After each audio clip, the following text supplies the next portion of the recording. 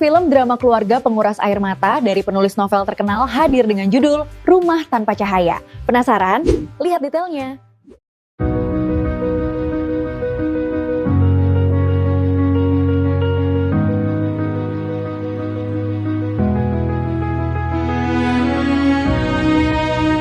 Pada film Rumah Tanpa Cahaya, keluarga Pak Komar, Doni Damara, dan Bu Nurul, Ira Wibowo adalah potret keluarga sederhana yang bahagia. Mereka mengelola warung empal gentong yang hangat dan selalu ramai. Bu Nurul adalah cahaya di rumah itu, perekat yang menyatukan suami dan kedua anak laki-lakinya, Samsul dan Azizi. Namun, dunia mereka runtuh seketika saat Bu Nurul meninggal dunia. Sepeninggal sang ibu, rumah yang tadinya hangat berubah menjadi dingin dan sunyi, tanpa cahaya. Komar kehilangan arah, sementara Samsul dan Azizi terjebak dalam cara berduka masing-masing yang justru menjauhkan mereka satu sama lain. Film ini menyoroti perjalanan berat para laki-laki di keluarga ini untuk belajar ikhlas, membereskan kekacauan emosional, dan mencari cahaya baru agar rumah mereka kembali hidup. Ira Wibowo memegang peran yang sangat krusial. Meskipun secara fisik karakternya mungkin tidak hadir sepanjang durasi film, karena plot utamanya adalah tentang kepergiannya, keberadaannya adalah nyawa dari seluruh cerita. Ia berperan sebagai Bu Nurul. Di bagian awal film, Ira Wibowo bertugas membangun ikatan emosional yang kuat dengan penonton. Ia harus membuat penonton jatuh cinta pada sosok Bu Nurul, sehingga ketika karakternya meninggal, penonton bisa ikut merasakan kehilangan yang amat sangat, sama seperti yang dirasakan keluarganya. Meskipun fisiknya tiada, sosok Bu Nurul terus hidup melalui kenangan-kenangan, nasihat, dan barang-barang peninggalannya yang menjadi panduan bagi keluarganya untuk bangkit dari keterpurukan. Singkatnya, Ira Wibowo berperan sebagai jantung hati keluarga yang kematiannya memadamkan cahaya di rumah tersebut, memaksa suami dan anak-anaknya untuk belajar menyalakan cahaya mereka sendiri dalam kegelapan duka.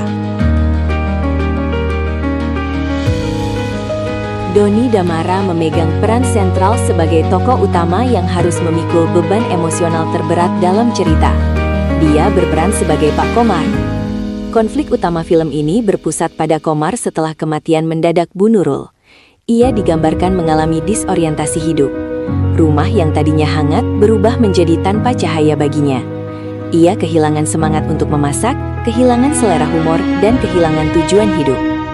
Tanpa Bu Nurul sebagai penengah, hubungan Komar dengan kedua anak laki-lakinya, Samsul dan Azizi, menjadi canggung dan berjarak.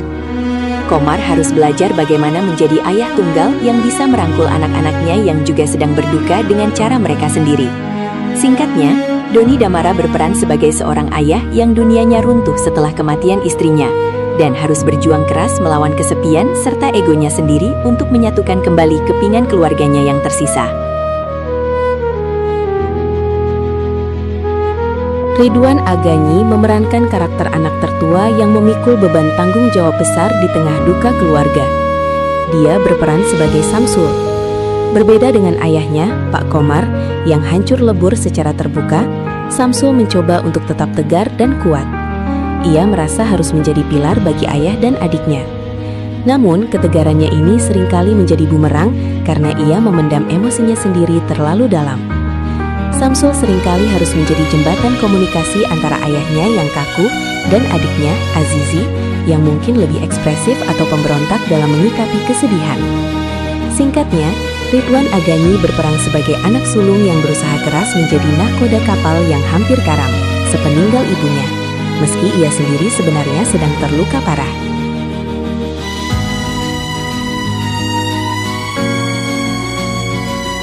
Film Rumah Tanpa Cahaya adalah film yang hangat namun memilukan. Ini adalah penawar bagi Anda yang lelah dengan film horor atau aksi. Film ini mengingatkan kita untuk memeluk ibu selagi masih ada. Baiklah, itu saja rangkuman singkat serta pendalaman karakter utamanya. Sampai jumpa di review berikutnya. See you movie lovers! Bagi yang mau nobar, wajib bawa tisu. Ini adalah kandidat kuat film paling sedih di awal tahun 2026. Bye!